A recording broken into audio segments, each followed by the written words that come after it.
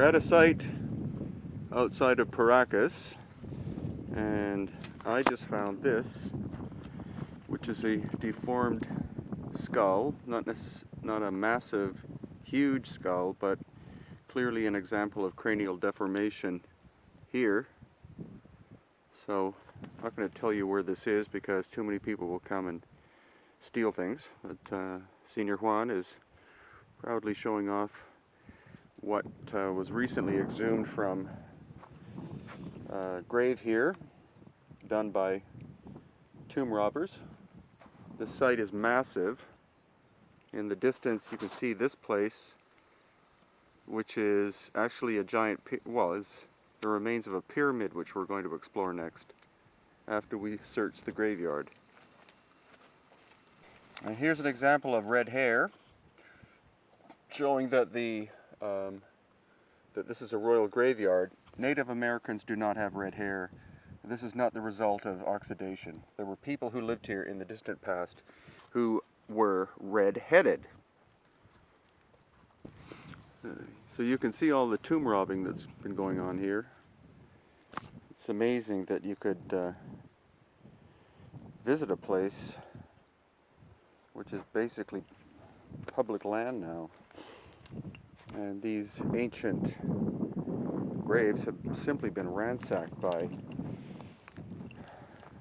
probably local people looking for articles that they could sell to collectors. Notice the brow ridge on this person. This isn't an elongated head, but the brow ridge here is not typical of normal people as far as I know. It's quite amazing though that such extensive graveyards like this one outside Paracas, there's no governmental control or anything. I mean, as we walk around, see just how many graves there are in this this one small area. You know, people's skulls.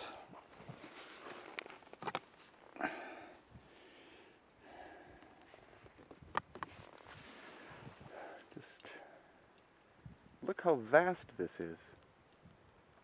It's amazing.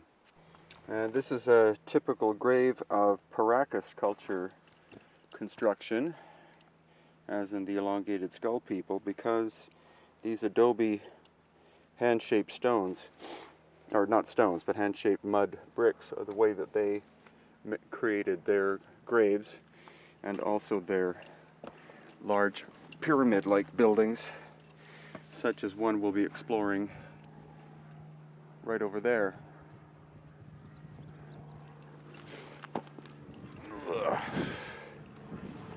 So hundreds and hundreds and hundreds of these plundered tombs at this one location.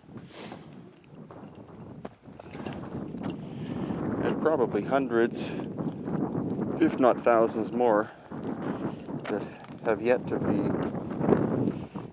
opened up, for lack of a better term. Now, probably because these people do this at night and are in a hurry to grab whatever they can, they just leave people's body parts lying around, and they wind up breaking things. Like this could very well be part of a big Inca vase, and this is made from, it's called a calabaza. It's basically a squash type gourd that has been fashioned into what was a beautiful container until it got broken. And this is more likely a family tomb, but the people here, there is some nice pottery, so reasonably wealthy people would have been buried here, but not that many. This could be a graveyard of mainly farming people. You see, obviously there's a skull in there, and the long stick is how the roof of the grave was held up. So fibrous material wrapped with a rope of some kind. All of these graves are at least 600 years old. Some go back to the Paracas, which are minimum 2,000, possibly a lot older. This stone here, you can see that it's all smooth on at least two sides. It's called a batan, and it was what was used, it still is used, for grinding corn. So it could very well be, here's another one, it could very well be that batans were so personal and precious that the dead wished to have them buried with them. So the huaca, which is a pyramid, and it's over beyond these two white objects, will have to wait for another day. For a few reasons. One is because we're being attacked by mosquitoes. Whoop. And another is that there's a military helicopter patrolling the area, and we would have to go through this major cotton field, and it's completely illegal to do that, to cross through there, so it has to wait for another day. Once the cotton is picked, then we are allowed to enter. I didn't stage this. This is real. This is simply a pile of smashed up pottery, as well as the skulls of two elongated skulls here. But this is the sort of thing you just pick up, like this human face and bits of pots. And the military watching what we're doing. Nazca? Senior Juan is the expert of the ceramics and the cultures of this area. Inca?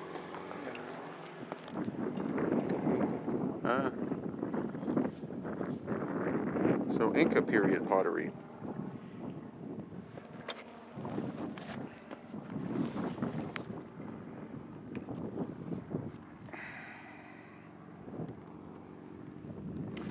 And finally, in this little film, I just stumbled across an undisturbed tomb here.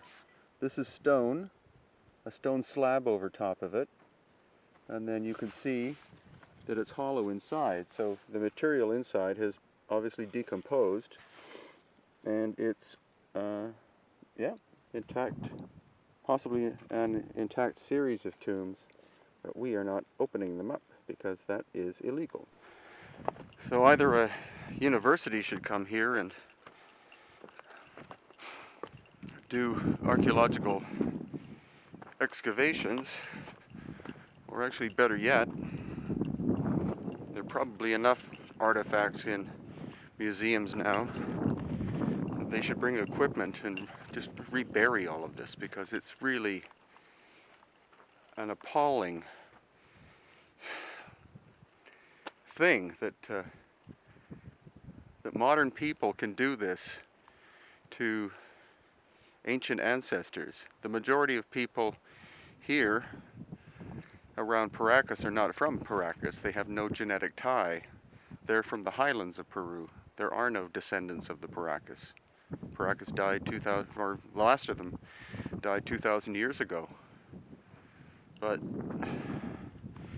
that's really no excuse for this disgusting level of plunder. Now you're probably asking, well, what are you doing here, Brian?